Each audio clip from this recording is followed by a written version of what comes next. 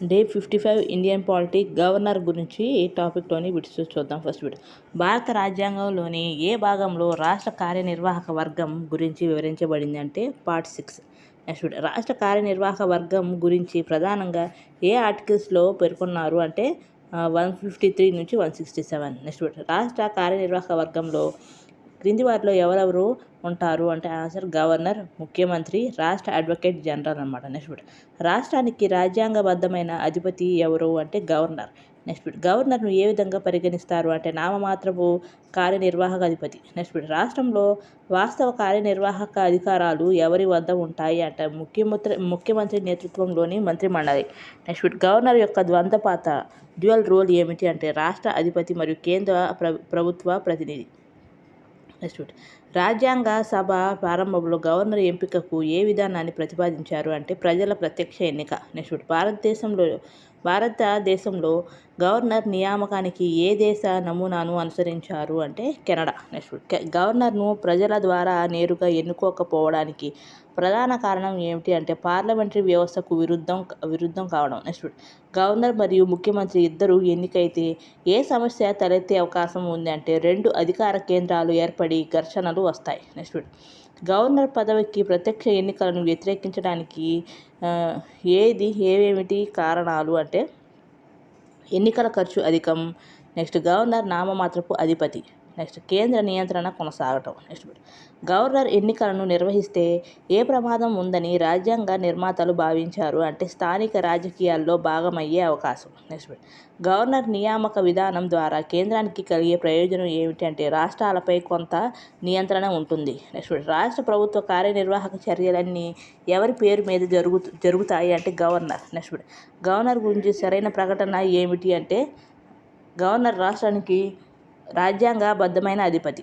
Next bit, governor పదవి తరచుగా వివాదాస్పదం కావడానికి ప్రధాన కారణం ఏమిటి అంటే ద్వంద్వ పాత్ర అనమాట. అంటే రాష్ట్ర అధిపతి ప్లస్ కేంద్ర ప్రతినిధి అనమాట. నెక్స్ట్ బిట్, పరీక్షల దృష్ట్యా గవర్నర్కు సంబంధించిన అత్యంత ముఖ్యమైన ఆర్టికల్ ఏది అంటే ఆర్టికల్ 153.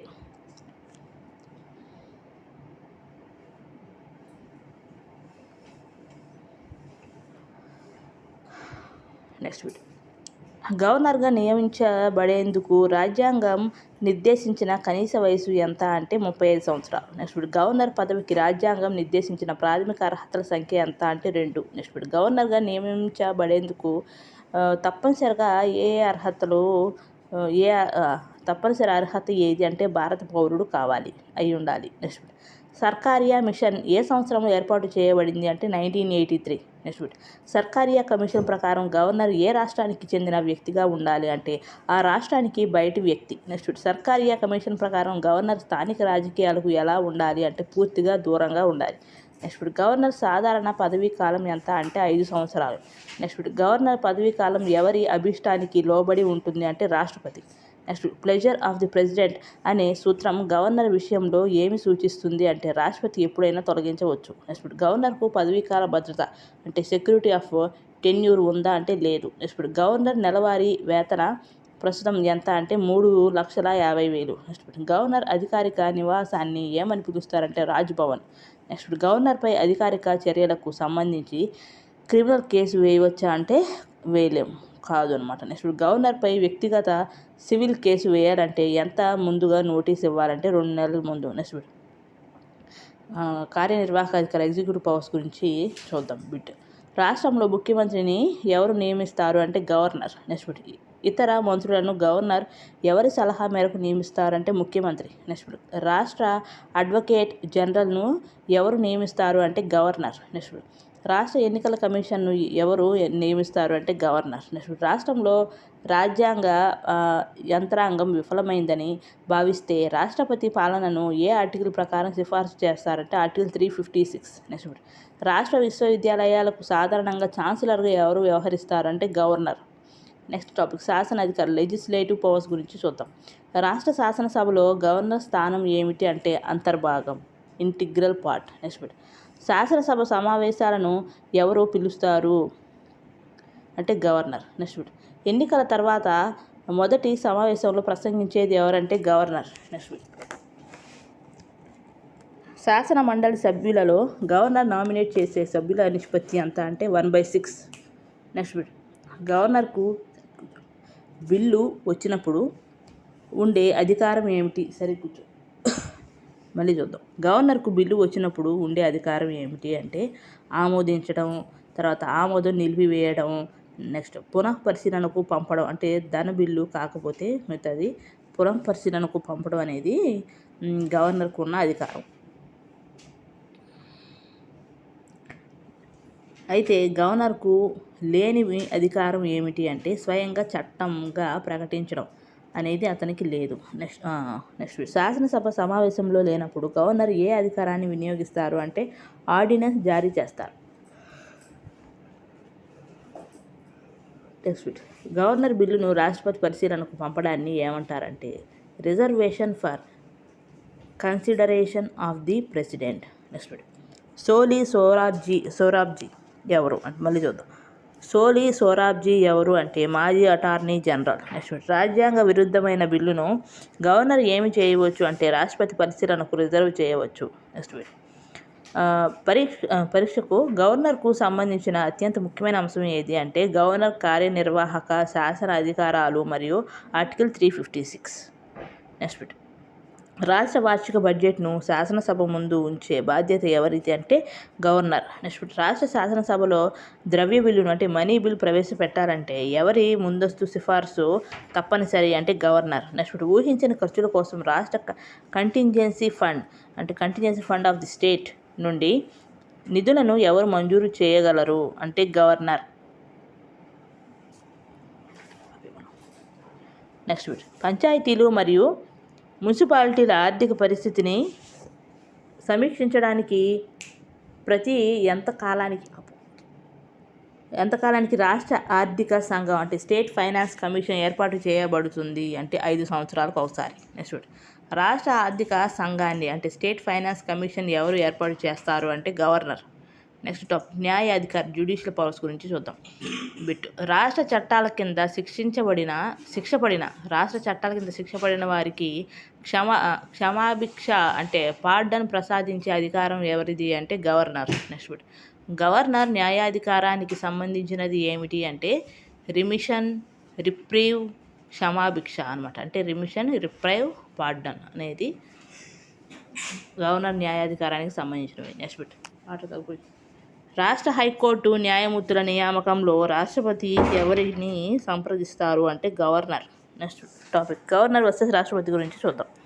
సాధారణ బిల్లుకు సంబంధించి గవర్నర్కు ఉన్న అదనపు అధికారం ఏమిటి అంటే బిల్లును రాష్ట్రపతి పరిశీలనకు రిజర్వ్ చేయడం. నెక్స్ట్ గవర్నర్ బిల్లును రాష్ట్రపతి పరిశీలనకు రిజర్వ్ చేసిన తర్వాత ఆ బిల్లుపై పూర్తి అధికారం ఎవరిది అంటే రాష్ట్రపతి. నెక్స్ట్ పార్లమెంట్ ఆమోదించిన సాధారణ బిల్లుపై రాష్ట్రపతికి ఎన్ని ఎంపికలు అంటే ఆప్షన్స్ ఉంటాయి అంటే 3. నెక్స్ట్ రాష్ట్ర శాసనసభ ఆమోదించిన సాధారణ బిల్లుపై గవర్నర్కు ఎన్ని ఎంపికలు ఉంటాయంటే 4.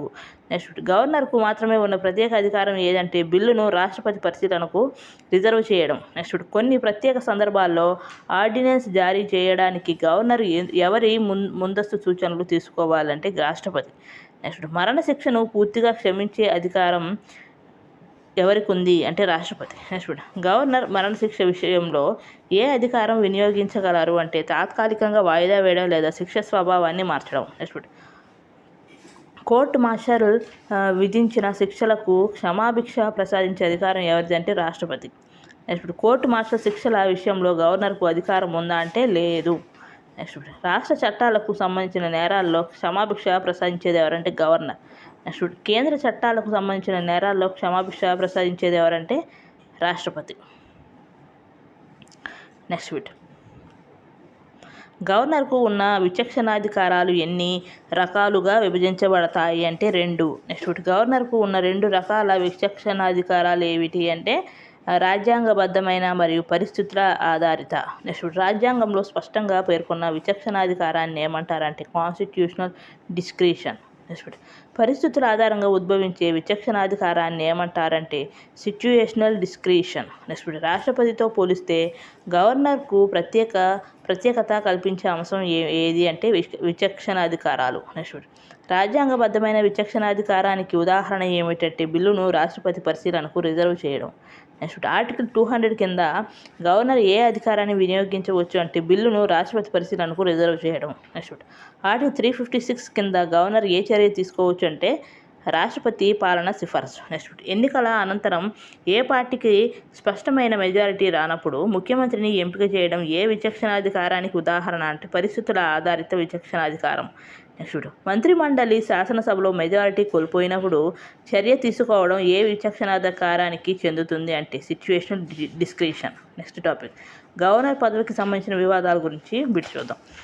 గవర్నర్ పదవికి సంబంధించిన వివాదాలను ప్రధానంగా ఏ కమిషన్ గుర్తించింది అంటే సర్కారియా కమిషన్. నెక్స్ట్ గవర్నర్కు సంబంధించిన వివాదాస్పద అంశం ఏది అంటే ముఖ్యమంత్రి ఎంపిక, మెజారిటీ నిరూపణ, శాసనసభ రద్దు అనమాట. గవర్నర్లు కేంద్ర ప్రభుత్వ ఏజెంట్లుగా వ్యవహరిస్తున్నారనే విమర్శ ప్రధానంగా ఏ సందర్భాల్లో వస్తుంది అంటే ముఖ్యమంత్రి నియామకం, రాష్ట్రపతి పాలనా సిఫార్సు, బిల్లులను రాష్ట్రపతికి రిజర్వ్ చేయడం. నెక్స్ట్ రాష్ట్రపతి పాలనా సిఫార్సు అధికారాన్ని రాజకీయంగా దుర్వినియోగం చేస్తున్నారని విమర్శలు ఏ అధికారం విషయంలో వస్తాయి అంటే ఆర్టికల్ 356. నెక్స్ట్ టాపిక్ ముఖ్యమైన రాజ్యాంగ ఆర్టికల్స్ ఏందో చూద్దాం బిట్. ప్రతి రాష్ట్రానికి ఒక గవర్నర్ ఉండాలని చెప్పే ఆర్టికల్ ఏదంటే 153. నెక్స్ట్ రాష్ట్ర కార్యనిర్వాహక అధికారం గవర్నర్లో నిక్షిప్తమై ఉంటుందని తెలిపే ఆర్టికల్ ఏది అంటే 154. నెక్స్ట్ గవర్నర్ నియామకానికి సంబంధించిన ఆర్టికల్ ఏది అంటే 155. నెక్స్ట్ గవర్నర్ క్షమాభిక్ష అధికారానికి సంబంధించిన ఆర్టికల్ ఏదంటే 161. నెక్స్ట్ గవర్నర్కు మంత్రిమండలి సలహా ఇవ్వడం మరియు విచక్షణాధికారాలకు సంబంధించిన ఆర్టికల్ ఏదంటే 163. నెక్స్ట్ బిల్లులకు గవర్నర్ ఆమోదం గురించి చెప్పే ఆర్టికల్ ఏదంటే 200. నెక్స్ట్ గవర్నర్ ఆర్డినెన్స్ జారీ చేసే అధికారానికి సంబంధించిన ఆర్టికల్ ఏదంటే 213. నెక్స్ట్ కాన్సెప్చువల్ క్వశ్చన్స్ చూద్దాం బిట్ గవర్నర్ గురించి బిట్. రాష్ట్రపతి మరియు గవర్నర్ మధ్య అత్యంత ముఖ్యమైన తేడా ఏది అంటే విచక్షణాధికారాలు. నెక్స్ట్ గవర్నర్ యొక్క ద్వంద్వ పాత్ర అంటే డ్యువల్ రోల్ ఏది అంటే రాష్ట్ర రాజ్యాంగాధిపతి మరియు కేంద్ర ప్రతినిధి. నెక్స్ట్ గవర్నర్ పదవిని తరచుగా వివాదాస్పదంగా మార్చేది ప్రధానంగా ఏ అంశం అంటే విచక్షణాధికారాలు. నెక్స్ట్ గవర్నర్ అధ్యాయంలో అత్యంత ముఖ్యమైన ఆర్టికల్ ఏవి అంటే ఆప్షన్స్ 153, 154, 155, 161, 163, 200, 213 ఇవన్నీ కూడా ముఖ్యమైన ఆర్టికల్స్. అయితే 153 ఆర్టికల్ 153 అనేది ప్రతి రాష్ట్రానికి గవర్నర్. నెక్స్ట్ ఆర్టికల్ 154 అనేది రాష్ట్ర కార్యనిర్వాహక అధికారం. నెక్స్ట్ 155 అనేది గవర్నర్ నియామకం. నెక్స్ట్ ఆర్టికల్ 161 అనేది క్షమాభిక్ష అధికారం. నెక్స్ట్ 163 అనేది మంత్రి మండలి సలహా అండ్ విచక్షణాధికారాలు. నెక్స్ట్ ఆర్టికల్ 200 అనేది బిల్లులపై గవర్నర్ నిర్ణయం. నెక్స్ట్ ఆర్టికల్ 213 అనేది ఆర్డినెన్స్ జారీ అధికారం. నెక్స్ట్ ఆర్టికల్ 356 అనేది రాష్ట్రపతి పాలనా సిఫార్సు. కంప్లీటెడ్.